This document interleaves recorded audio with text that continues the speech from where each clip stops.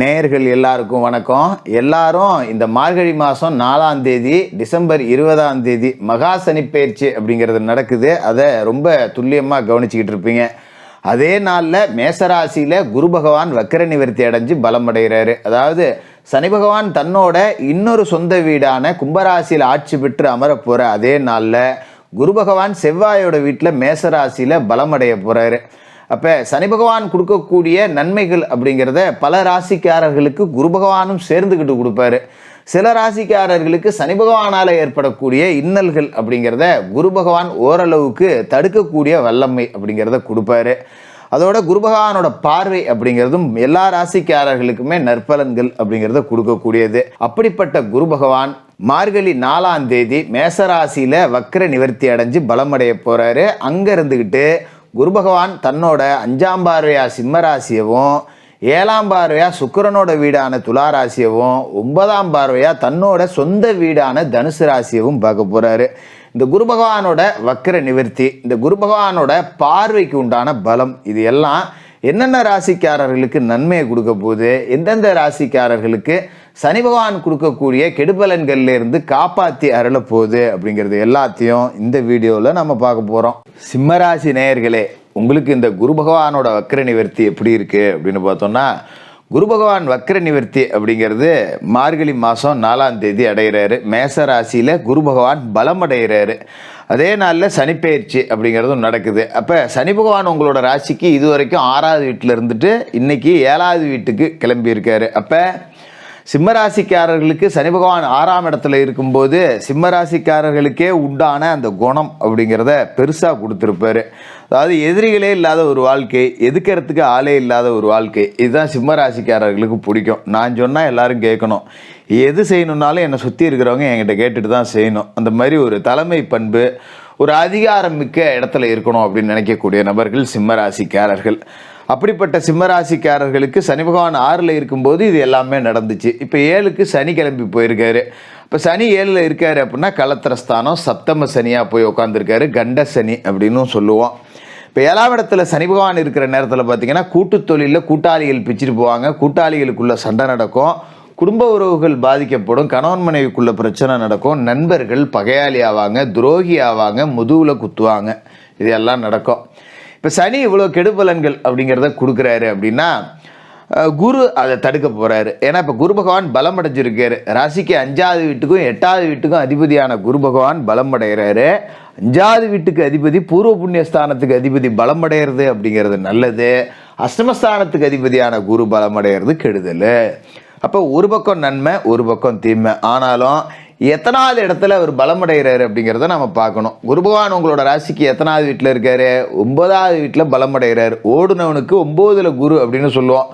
அப்படிப்பட்ட 9ஆவது வீட்டில் குரு பகவான் இப்போ பலமடைகிறாரு. அப்படிங்கும்போது சனி கொடுக்கக்கூடிய கெடுபலன்கள் அப்படிங்கிறத குரு பகவான் தடுப்பார். சரி, சனி அப்படி என்ன கெடுதலை கொடுப்பாரு? இப்போ 7ஆம் இடத்துல இருக்காரு அப்படின்னா திருமண தடை அப்படிங்கிறத சனி கொடுப்பாரு. மறுபக்கம் குருவோட பார்வை ராசிக்கே இருக்குது, 9லையும் குரு இருக்காரு. அப்படிங்கும்போது திருமணத்தை நடத்தி வைப்பார்.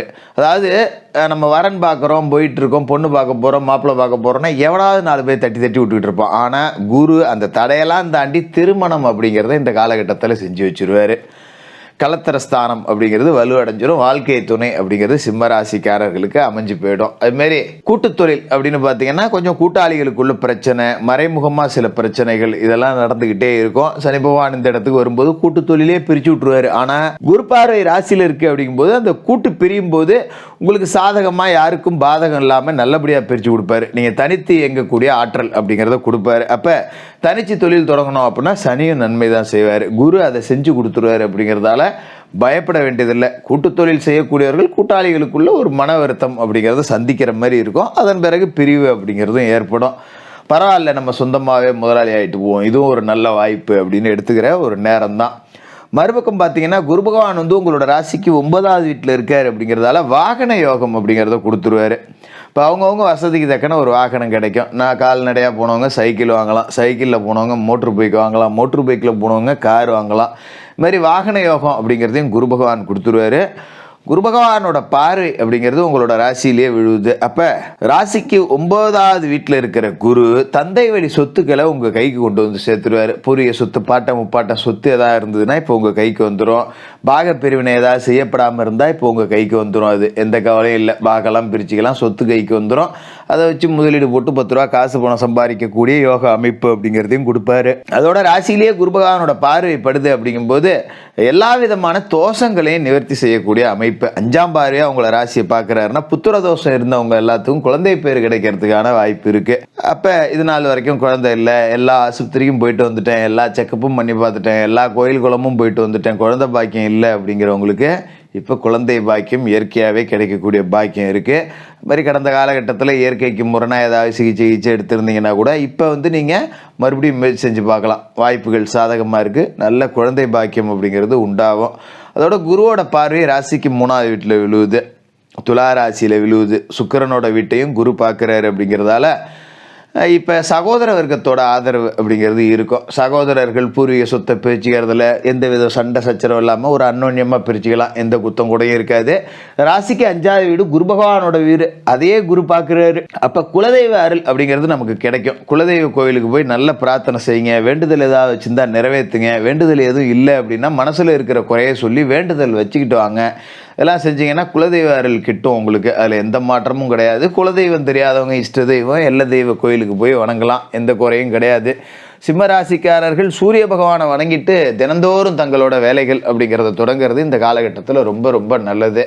சனி பகவான் உங்களுக்கு சரியில்லாத இடத்துக்கு போயிருக்காரு அப்படிங்கும்போது கொஞ்சம் நாம் சனி பகவானுக்குரிய பரிகாரங்கள் அப்படிங்கிறத செஞ்சுக்கணும். சனிக்கிழமை தோறும் சனி பகவானுக்கு எழுதீபம் ஏற்றணும், அனுமன் வழிபாடு செய்யணும், விநாயகப் பெருமான் வழிபாடு செய்யணும். அதோட சனிக்கிழமையில ஏழைபாளைகளுக்கு மாற்றுத்திறனாளிகளுக்கு உங்களால் முடிஞ்ச உதவிகள் அப்படிங்கிறத செஞ்சுக்கிட்டே இருக்கணும். இதை செஞ்சாலே இந்த குரு வக்கர காலத்தில் சனி கொடுக்குற கெடுபலன்களை குரு பகவான் தடுத்து உங்களுக்கு நிறைய நன்மைகள் அப்படிங்கிறத செஞ்சுக்கிட்டே இருப்பார். பெருசாக இதை பற்றியும் பயப்பட வேண்டியதில்லை. மற்றபடி பார்த்தீங்கன்னா ராசிக்கு 2வது வீட்டில் கேது இருக்காரு அப்படிங்கிறதால குடும்பத்தோட ஆலயங்களுக்கெல்லாம் அதிகமாக பயணம் செய்வீங்க. ஒரு சபரிமலைக்கு போகிறேன், ஒரு திருப்பதிக்கு போகிறேன், ஒரு குலதெய்வ கோயிலுக்கு போகிறேன், இல்லை பிரசித்தி பெற்ற ஆலயங்கள் எதுக்காக போகிறேன், ஒரு நவகிரக சுற்றுலா போகிறேன். இந்த மாதிரி கேது ஆன்மீகம் தொடர்பான விஷயங்களில் நாட்டத்தை அதிகமாக கொடுப்பாரு. அதனால் அதுவும் உங்களுக்கு ஒரு சந்தோஷமான அமைப்பு அப்படிங்கிறது தான். அதோட உங்களோட ராசிக்கு ராகு அஷ்டமத்தில் இருக்காரு. அஷ்டமத்தில் ராகு இருக்காரு அப்படிங்கும்போது கெட்டவன் கெட்டிடில் கிட்டிடும் ராஜயோகம் தான். ராகு உங்களுக்கு ஒரு பெரிய கெடுதல் எதையெல்லாம் செய்ய மாட்டார், நன்மைகள் அப்படிங்கிறதான் கொடுப்பாரு. இருந்தாலும் அஷ்டம ராகு அப்பப்போ சில மன அழுத்தத்தை கொடுப்பாரு. சிம்ம ராசிக்காரர்கள் நான் சொல்கிறதான் எல்லாரும் கேட்கணும்னு நினைக்கக்கூடிய ஆளுங்க.